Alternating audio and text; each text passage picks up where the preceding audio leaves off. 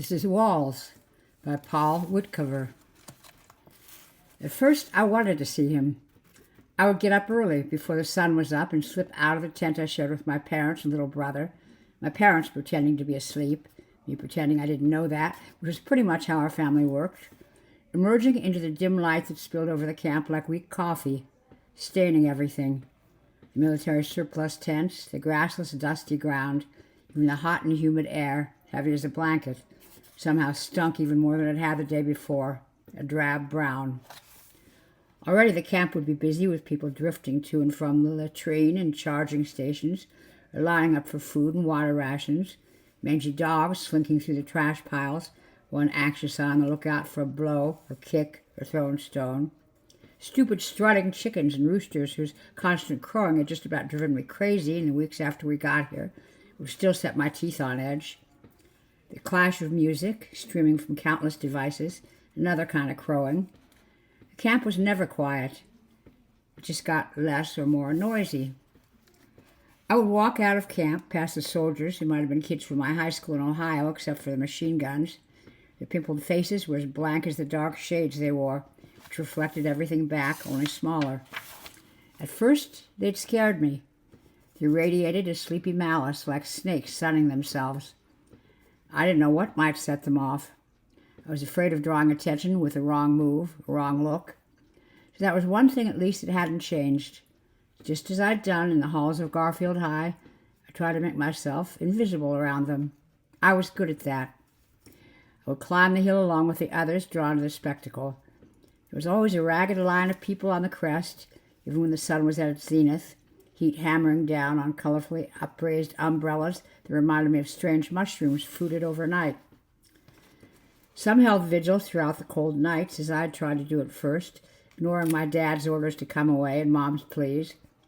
Finally, it was the disembodied cries and wails ghosting against the dark space between the hill and the wall that discouraged me.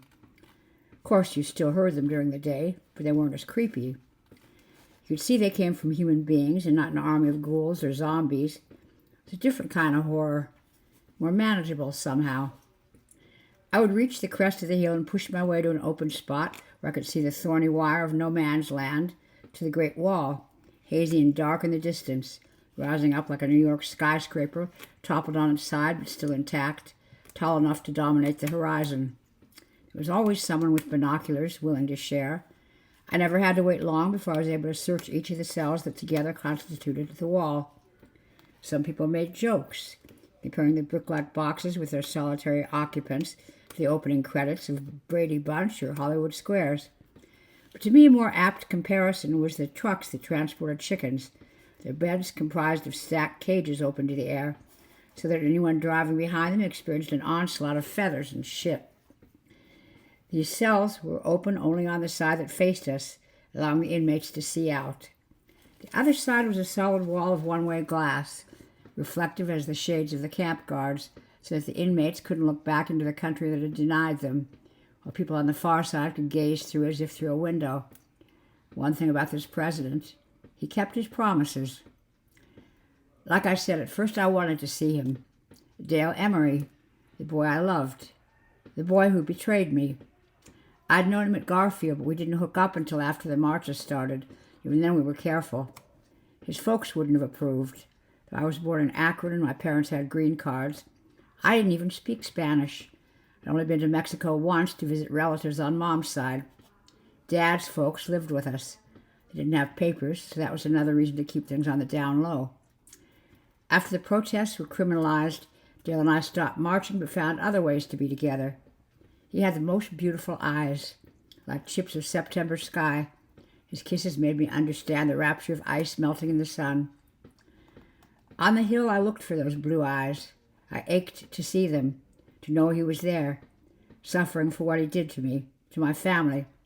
But I never did catch sight of him through the clouds of flies, the flocks of scavenging birds, the crusted filth that thickened around each inmate until they no longer cried out, no longer moved, were replaced by another.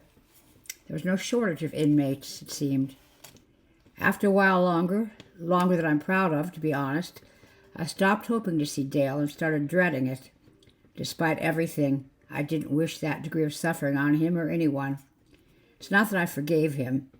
When the police were deputized to act as immigration officers, the National Guard was mobilized. I knew things were going bad, but I thought our family would be okay. Our friends and neighbors would protect us. Instead, we were turned in. The whole town assembled as we were marched away. Not just our family, but hundreds of detainees. All of us marched south to begin construction of the Great Wall. Then, too, huddled with my parents, trying to calm my little brother, I searched for Dale's sky-blue eyes. That time I saw them, and in them I saw the truth. He was the one who'd made the call. Not a word passed between us. I saw a cloud of guilt darken his eyes, and his awareness of what I saw, what I knew. And then he turned away forever. His parents in their red MAGA caps shouted and waved and carried on like it was Christmas and the 4th of July baked into a cake with a Super Bowl on top. We were in the first wave. How many died in those marches, I don't know. We lost Nana. Grandpa passed in the hard months at the border, working on the Great Wall. Seems so long ago now. Not even 4 years. A lifetime. I guess we were lucky. After a few months, Mexico took us.